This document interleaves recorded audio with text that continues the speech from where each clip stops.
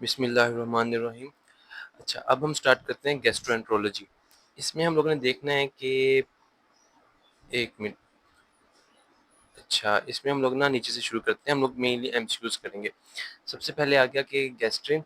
Gastrin में ये है कि गैस्ट्रिन एक हार्मोन है, हमें पता है कहाँ से निकलता है, जो ये स्टमक है ना, स्टमक के एंट्रम में से निकलता है। स्टमक की जो फंडस है और जो उसकी बॉडी है, वहाँ होते हैं पैराइटल सेल्स और चीफ सेल्स, ठीक है? पैराइटल सेल्स एसिड रिलीज़ करते हैं, चीफ सेल्स पेप्सिनोजन रिलीज़ करते हैं। तो जो ये गैस्ट्रिन है, ये निकलता है गैस्ट्रिक एंट्रम में से, और जो कि नीचे पड़ा होता है ना, नीचे वाला पार्ट, और जाके उसे स्टिमुलेट करता है H प्लस की और पेप्सिनोजन की सिक्रीशन को। तो ये वाली बात आ गई। उसके बाद कहता है कि गैस्ट्रिक एक्शन यही है कि गैस्ट्रिक एसिड सिक्रीशन करेगा और पेप्सिन सिक्रीशन करेगा, ठीक है? चल, ठीक है। अच्छा, मेन स्टिमुलस क्या है गैस्ट्रिन के रिलीज का? गैस्ट्रिन के रिलीज के ना मल्टीपल स्टिमुलस हैं। जिस तरह के हम लोग जो स्मेल ऑफ फूड है उससे भी रिलीज होता है, हम लोग जो चीज़ खाते हैं, जब कोई भी चीज़ खाते हैं तो उससे भी रिलीज होता है। Protein intake most potent stimulus of gastrin release, ठीक है? तो मोस्ट पोटेंट है प्रोटीन स्टिमुलस। उसके अलावा स्टमक डिस्टेंशन, ये भी एक स्टिमुलस है गैस्ट्रिन के रिलीज का। तो मोस्ट पोटेंट प्रोटीन है। Protein gastrin secretion is decreased bye somatostatin. अच्छा, सोमेटोस्टेटिन एक हार्मोन है, इसका काम ही ये है कि ये इनहिबिट करता है दूसरे हार्मोन्स के रिलीज को। अब दो जगह से रिलीज हो रहा होता है। एक हो रहा होता है अपने पास पेनक्रियाज में से, लबलबे में से। पेनक्रियाज के अंदर होते हैं आइलेट्स, आइलेट्स के अंदर पड़े होते हैं अल्फा सेल्स, बीटा सेल्स और ये डेल्टा सेल्स, ठीक है? अल्फा सेल्स जो होते हैं वो ग्लूकागॉन प्रोड्यूस करते हैं, बीटा सेल्स इंसुलिन प्रोड्यूस करते हैं, और जो डेल्टा सेल्स हैं वो सोमेटोस्टेटिन रिलीज करते हैं। और वो पेनक्रियाटिक सोमेटोस्टेटिन जो है वो इनहिबिट कर देगा किसको? इंसुलिन और ग्लूकागॉन के रिलीज को। जबकि जो गट का होगा ना, सोमेटोस्टेटिन जो गट से रिलीज होता है वो मेनली गैस्ट्रिन को रिलीज इनहिबिट करता है, और एक और हार्मोन होता है सीसीके, ठीक है? सीसीके को इनहिबिट करेगा। तो ये हम आगे पढ़ेंगे। तो ये बात ठीक है कि सोमेटोस्टेटिन जो है वो गैस्ट्रिन के सिक्रीशन को इनहिबिट करता है। Secretion inhibited by secretin. अच्छा, सिक्रेटिन, अब देखिए एक और हार्मोन आ गया। ये नेक्स्ट हार्मोन है जो हमने पढ़ना है। सिक्रेटिन हार्मोन कहाँ से रिलीज होता है? ये एस सेल्स होते हैं ड्यूडेनम के अंदर, एस सेल्स, वहां से रिलीज होगा। और ये करेगा क्या? अब इसका ये है कि ना, ये रिलीज होगा जब फ्लश आएगा ना एसिड का स्टमक के अंदर, सॉरी ड्यूडेनम के अंदर, जब फ्लश आएगा तो वो जो ज्यादा एसिड आया होता है ना, तो उस टाइम बहुत खतरनाक होता है ड्यूडेनम के लिए। वो अल्सर्स क्रिएट करेगा। तो उससे बचाने के लिए ना हमारे पास क्रिएटिन हार्मोन रिलीज होता है ड्यूडेनम में से। वो हार्मोन क्या करता है? वो ऐसे करेगा कि वो बाई कार्ब की सिक्रीशन को बढ़ाएगा, पेनक्रियाज में भी और गाल ब्लैडर में भी। मैं उनको रिलीज करने के लिए बात नहीं कर रहा, कॉन्ट्रैक्टिलिटी को नहीं बढ़ाएगा ना स्टमक की ना पेनक्रियाज की। Secretion of only by carb in gall bladder and pancreas, उसको बढ़ाएगा ये सेक्रेटिन। एक काम ये करेगा। अब दूसरा काम ये भी करेगा कि चूंकि पीछे से फ्लश आ रहा है एसिड का, तो उसको भी इसने रोकना है ना। तो उसके लिए क्या करेगा? ये स्टमक की एम्पटिंग को और इंटेस्टाइनल मोटिलिटी को, दोनों को इनहिबिट करेगा, सही है? ताकि पीछे से फ्लश भी कम हो एसिड का और दूसरा बाइकार्ब भी रिलीज हो। ये बात याद रह जाएगी।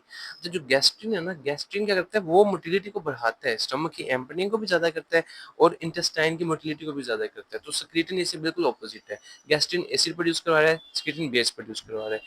गैस्ट्रिन स्टमक में से निकल रहा है एंट्रम में से, सक्रीटिन पेनक्रियाज से उसमें से ड्यूडेनम में से निकल रहा है। एक मोटिलिटी को बढ़ा रहा है, एक मोटिलिटी को कम कर रहा है।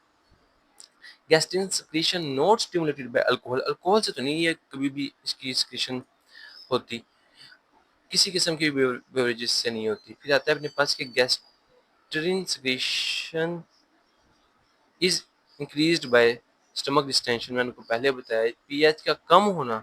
कम होगी पीएच, पहले ज्यादा एसिडिक हो गया तो गैस्ट्रिन का इनहिबिट करेगी इस ये चीज। गैस्ट्रिन मोटिलिटी, गैस्ट्रिक की मोटिलिटी गैस्ट्रिन बढ़ाता है, अभी आपको बताया। मोटिलिटी को गैस्ट्रिन बढ़ाता है।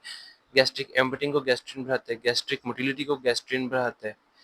यहाँ तक ठीक है? अच्छा, एंड एक बंदा जिसको एसिड सिक्रीशन ज्यादा थी, तो कौन सा हार्मोन है जो गैस्ट्रिक एसिड रिलीज करता है? गैस्ट्रिन है। एमआरआई करवाया, एक बंदे का ड्यूटेनल मास मिला, तो कैंसर सस्पेक्ट कर रहे हैं हम। तो कौन सा एंजाइम है जो हाईली सिक्रीट होगा? अच्छा, ये बहुत ही ना वेग सा सवाल है।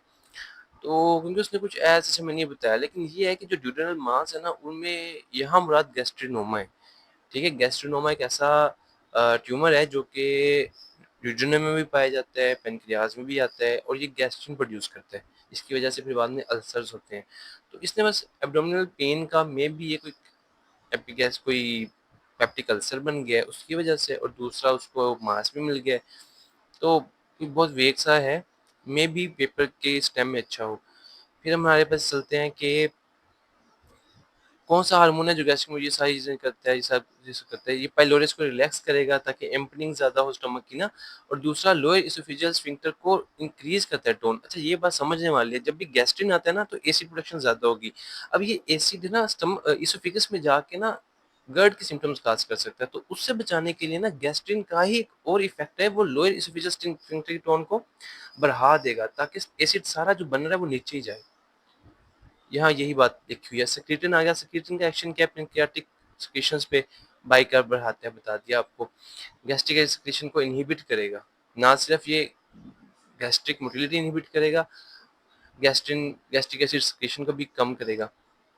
बिल्कुल ऐसे ही है, ठीक है। इंसुलिन सेक्रेशन, अच्छा ये एक बात आ गई इसमें, ये कहता है कि कुछ गट के हार्मोन्स हैं जो कि इंसुलिन को रिलीज कराते हैं। हम खाते हैं, खुराक अंदर जाती है तो बॉडी को पता चल जाता है कि खुराक आ रही है, ग्लूकोज आएगी तो इंसुलिन प्रोड्यूस करनी है।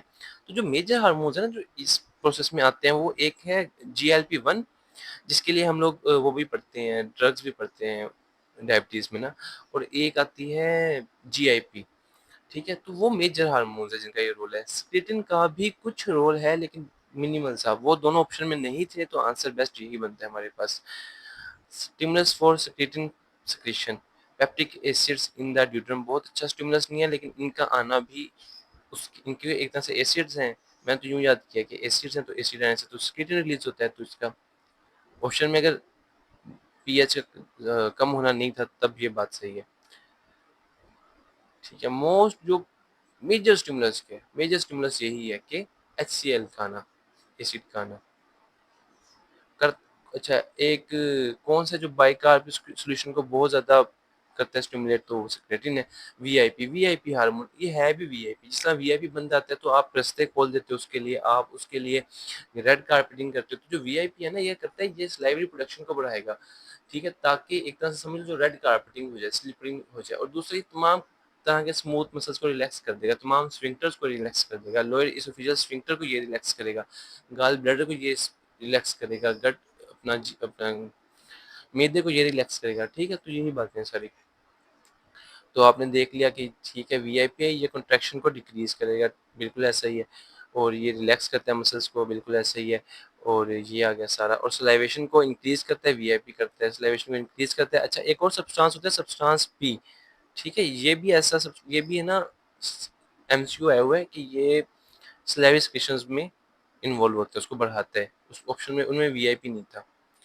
मोटिलिन आ गया, मोटिलिन जिसका नाम से जाहिर है मोटिलिटी को बढ़ाएगा, ये बात आपको पता है, गैस्ट्रिक एम्पटिंग को बढ़ाएगा।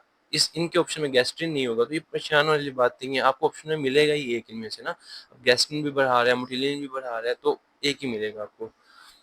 ठीक है। अच्छा कौन से जो इनिशिएट करते हैं माइग्रेटिंग मोटर कम्प्लेक्स को, वो मोटिलिन है। ठीक है, ये बात इस। अच्छा सीसी के आगे, इसका जिक्र हमने पहले भी किया था। अब सीसी के एक अलग हार्मोन है, हमने गैस्ट्रिन भी देख लिया, हमने सेक्रेटिन भी देख लिया। सीसी के जो है ना, ये इसका मोस्ट पोटेंट स्टिमुलस है फैट। जब फैट आएगा ना ड्यूडेनम में, ये भी ड्यूडेनम से रिलीज होता है स्क्रीटिन की तरह, ड्यूडेनम और जेजुनम में से ना। तो इसका भी काम यही है कि इसने ना, सॉरी इसका काम है, जब फैट आएगा ना तब ये रिलीज होगा, इसका फैट की डाइजेशन में इसका मेजर रोल है। अब होता ये है कि जब फैट आते हैं ना तो ये क्या करेगा, ये जिस तरह एक एक वो होता है अपने ट्रैफिक वाला होता है कि पिछले वाली ट्रैफिक को रोकेगा अगली वाली को निकालेगा, ये इस तरह ही करता है। ये ना स्टमक की एम्पटिंग को इनहिबिट करेगा और गैस्ट्रिक जो इंटेस्टाइनल मोटिलिटी को बढ़ाएगा। ठीक है, एक बात ये। दूसरी बात ये, अब इसने फैट को डाइजेस्ट कराने में इसका रोल है ना, तो एक तो ये काम करवाएगा और दूसरा काम ये करवाएगा कि ये बाइल अपना बाइल सिक्रीशन ज्यादा करवाएगा, पैनक्रियाटिक कंट्रैक्शन भी करवाएगा और साथ में गाल ब्लैडर कंट्रैक्शन भी करवाएगा, ताकि एंजाइम्स आए और फैट की डाइजेशन हो सके। अच्छा इसका ना गट जो स्टमक को स्लो करने का मकसद भला क्या है, स्टमक को स्लो करने का मकसद ये है कि जो स्टमक अगर जल्दी जल्दी फैट को डंप करता रहेगा तो डाइजेस्ट करना मुश्किल हो जाएगा, तो आहिस्ता आहिस्ता डंप, आहिस्ता आहिस्ता डाइजेस्ट हो, स्टमक भी अच्छे से डाइजेस्ट करके भेजे, ताकि पैंक्रियाज ड्यूoडेनम में आके इतना ज़्यादा काम ना करना पड़े। तो इसलिए ये स्लो डाउन करेगा, और इसी वजह से जिनको गर्ड का मसला होता है, उनको हम लोग ना कहते हैं कि आपने ना चिकनाई वाली चीज़ें नहीं खानी। उसकी वजह ये है कि चिकनाई वाली फैटी मील खाएँगे तो सीसीके आएगा, गैस्ट्रिक एम्पटिंग को स्लो करेगा, मैदे में ज़्यादा देर तक खुराक रहेगी, और ज़्यादा एसिड बनेगा, वो ज़्यादा एसिड फिर ज़्यादा ऊपर को चढ़ेगा, और ज़्यादा आपको गर्ड की सिम्पटम्स महसूस होंगी। तो इसलिए उनमें हम लोग बंद करवाते हैं फैटी मील्स, इस सीसीके की वजह से।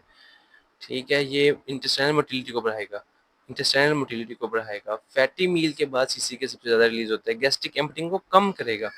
ठीक है, डिलेड गैस्ट्रिक एम्पटिंग करवाएगा सीसीके। ये देखिए, इनहिबिट करेगा गैस्ट्रिक एम्पटिंग को सीसीके। ठीक है, जब कायम आएगा, गैस्ट्रिक एम्पटिंग को कम करेगा, सीसीके। अच्छा, पैंक्रियाटिक सिक्रीशंस को कौन बढ़ाएगा? सीसीके। अगर पूछे ना पैंक्रियाटिक सिक्रीशंस को कौन बढ़ाएगा, तो सीसीके है। अगर पैंक्रियाटिक सिक्रीशंस में बाइकार्ब कंसंट्रेशन को कौन बढ़ाएगा, तब वो सिक्रेटिन है। पैंक्रियाटिक सिक्रीशन को कौन बढ़ाएगा? और अच्छा, ये देखो, ये इसका ना मैकेनिज्म ऑफ एक्शन है, जो सीसीके अपने किसी भी सेल पे जाके एक्ट करता है ना, अगर गट के स्मूथ मसल्स पे एक्ट करे, या फिर पैंक्रियाज के जो एक्सोक्राइन टिश्यूज है उस पे एक्ट करे, तो ये वहां जाके सार्कोप्लाज्म पे एक्ट करता है और कैल्शियम रिलीज करवाता है, फिर वो एक्शन होता है। यहाँ ये बात बताई हुई है, ये आपने बिल्कुल बात होगी। फैट एब्जॉर्प्शन, डाइजेशन में कोलिसिस्टिन आ गया। अच्छा, ये क्या हमने देखा कि जो सिस्टोकिनिन है, ये भी इंटेस्टाइनल मोटिलिटी को बढ़ा रहा है और गैस्ट्रिन भी बढ़ा रहा है। तो दोनों की फंक्शंस में कुछ सिमिलैरिटीज भी हमने देखी। तो वो कहते हैं कि ये सिमिलैरिटीज की वजह ये है कि जो 5 identical C terminal amino acids होते हैं दोनों के पास, सेम सेम, तो इसकी वजह से जो सिमिलैरिटीज आती है ना इनके एक्शंस में, वो इनकी वजह से आती है। कौन सा hormone contraction of gall bladder करवाएगा? सीसीके करवाएगा। एंटेरोकाइनेज क्या है? एंटेरोसाइड से आएगा। ये हार्मोन है जो कि इंटेस्टाइनल स्मॉल बाउल के सेल्स रिलीज करेंगे। करेगा क्या? ये है ना, जो पेनक्रियाज में से ट्रिप्सिनोजन आता है ना, उसको एक्टिव करके ट्रिप्सिन बनवाते हैं। ठीक है, इसका ये काम है। तो ये आप देख रहे हैं, यहाँ यही लिखा है, ट्रिप्सिनोजन को करता है कन्वर्ट। प्रोटीन डाइजेशन के लिए पैंक्रियाटिक एंजाइम कौन सा है? ट्रिप्सिन है। और अगर एक बंदे की HCl कम है तो उसका प्रोटीन डाइजेशन नहीं होगी सही से, पेप्सिनोजिन जो है पेप्सिन में कन्वर्ट नहीं होगा। Gastric acid secretion is mediated by H2 receptors, बिल्कुल ऐसा है।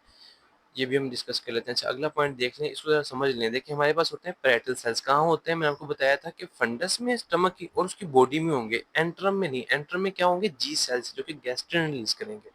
अच्छा, जो पैरेटल सेल्स हैं, इनमें क्या होगा? इनमें ना नीचे लगा होता है प्रोटोन पंप। ठीक है, तो वो जो कि मतलब ये एमसीक्यू पॉइंट है कि वो हाइड्रोजन पोटेशियम एटीपीएज होते हैं, कि पोटेशियम को अंदर जाएगा, हाइड्रोजन बाहर वो ल्यूमन में फेंकेगा, गट में फेंकेगा। तो ये होगा हाइड्रोजन पोटेशियम एटीपीएज होते हैं जो पड़ा होते हैं। अब इसके ना पीछे रिसेप्टर्स होते हैं पैरेटल सेल्स के ऊपर। अब एक होगी कि गैस्ट्रिन के रिसेप्टर्स होंगे, जो गैस्ट्रिन आएगा वो स्टिमुलेशन को ज़्यादा करेगा एसिड की। एक H2 रिसेप्टर्स होते हैं, हिस्टामीन आएगा वो स्टिमुलेट करेगा प्रोटोन इसको, पंप को। एक है वेगस, आके वेगस आएगी, एसिटाइल कोलिन रिलीज करेगी, तो वो ज़्यादा स्टिमुलेट करेगी, ऐसा है ना। अच्छा, अब जो आती है ना ये गैस्ट्रिन, गैस्ट्रिन का एक तो डायरेक्ट इफेक्ट है कि वो अपने रिसेप्टर पे एक्ट करके काम करेगा, एक इसका इनडायरेक्ट इफेक्ट है। गैस्ट्रिन है ना, हिस्टामीन रिलीज करवाता है ECL सेल से, और वो हिस्टामीन फिर H2 रिसेप्टर्स पे एक्ट करता है, और वो फिर प्रोटॉन पंप को स्टिमुलेट करते हैं। इसी तरह वेगस भी एक तो डायरेक्टली इफेक्ट करेगा, और दूसरा वो इनडायरेक्टली भी ना हिस्टामीन रिलीज करवा के H2 रिसेप्टर्स के थ्रू एक्ट करेगा। तो वो यहाँ यही बात कर रहा है कि जब हम H2 ब्लॉकर्स देते हैं ना, तो इनहिबिट करता है बोथ गैस्ट्रिक इंड्यूस्ड और vaguely mediated secretion of acid. ठीक है, लेकिन ये दोनों पार्शियली इनहिबिट होंगे क्योंकि इनका अपना डायरेक्ट इफेक्ट भी है। ठीक है, तो ये बात आपको बतानी चाहिए। हमने गैस्ट्रिक जूस लिया, उसमें बाइकार्ब बहुत ज़्यादा था, वो क्या था? वो पैनक्रियाटिक जूस था। पाइलोरिक स्फिंक्टर हमने निकाल दिया, तो क्या होगा कि डंपिंग होना शुरू हो जाएगी, वो जो एंड स्फिंक्टर, तो सारी खुराक फौरन गट से, स्टमक से ड्यूडेनम में जाना शुरू हो जाएगी, बिल्कुल ऐसा ही होगा। अच्छा, अगर हम फंडस और upper part of corpus of the stomach को निकाल दें, तब क्या होगा? तब है ना रिसेप्टिव रिलैक्सेशन क्या होगी? रिसेप्टिव रिलैक्सेशन क्या होती है कि जैसी फूड आती है ना इसोफिगस में, अपना स्फिंक्टर जो अपना लोअर इसोफेजियल स्फिंक्टर में पहुँचने से पहले ही वो रिलैक्स कर जाता है, स्टमक रिलैक्स कर जाता है। ये है ना एक रिसेप्टिव रिलैक्सेशन है जो कि नर्व्स के थ्रू कंट्रोल होती है। ये ऐसा कुछ नहीं कि ग्रेविटी की वजह से आया और चला गया। ठीक है ना? तो ये अब जब आपने फंडस निकाल दिया, आपने ऊपर पार्ट निकाल दिया, तो वो जो हिस्सा जो ये सारा काम कर रहा था, जिसको आके न्यूरॉन्स स्टिमुलेट कर रहे थे, तो आपने वो निकाल दिए, तो रिसेप्टिव रिलैक्सेशन नहीं होगी। पेटल सेल्स जो है वो इंट्रिंसिक फैक्टर भी प्रोड्यूस करते हैं, ऐसे प्रोड्यूस करते हैं। हाइपोग्लाइसीमिया में ग्लूकागोन आएगा। अच्छा, ये थोड़ी-सी मैं कन्फ्यूजिंग बात मुझे लगी, तो इसको आपने ना कमेंट्स में डिस्कस कर लेना है। Most important potent stimulator of insulin secretion from pancreatic islets is, मैं आपको बता रहा था कि 2 हार्मोन्स हैं, जीएलपी-1 और जीआईपी। ये 2 हैं जो इंसुलिन के सिक्रीशन को मैक्सिमली स्टिमुलेट करते हैं। तो जीआईपी था, जीएलपी-1 ऑप्शंस में नहीं था। अच्छा, जीआईपी ना ये पुरानी टर्म है, गैस्ट्रिक इनहिबिटरी पेप्टाइड। इसका जो अब यूज़ होता है वो होता है ग्लूकोज डिपेंडेंट इंसुलिनोट्रोपिक पेप्टाइड, मतलब इंसुलिनोट्रोपिक, इसके नाम में आ रहा है कि इसने इंसुलिन रिलीज करनी है, जीआईपी। ठीक है, तो यहाँ से भी आप याद रख सकते हैं। आपने ओरल ग्लूकोज लिया, आपने कार्ब लिया, तो जीआईपी रिलीज होगा, बिल्कुल ऐसा है। ठीक है, कि एसिड अगर प्रोडक्शन कम हो जाएगी तो प्रोटीन डाइजेशन कम हो जाएगी, बिल्कुल ऐसे। अच्छा, ये बात मैं आपको बता चुका हूँ कि सीसीके क्या करेगा, ये दरमियान पे स्टमक को रोकेगा, इनहिबिट करेगा और इंटेस्टाइनल मोटिलिटी को बढ़ाएगा। जो गैस्ट्रिन है ये सबको बढ़ाएगा, और जो जो सेक्रेटिन है ये सबको इनहिबिट करेगा। ये बात मैं बता चुका हूँ। डिलेड बाय सीसीके बिल्कुल ऐसा है। ये सारे पॉइंट्स आपने देख लिए, सारे पॉइंट्स आपने देख लिए। यहाँ से शुरू करते हैं, बल्कि अभी के लिए इतना ही।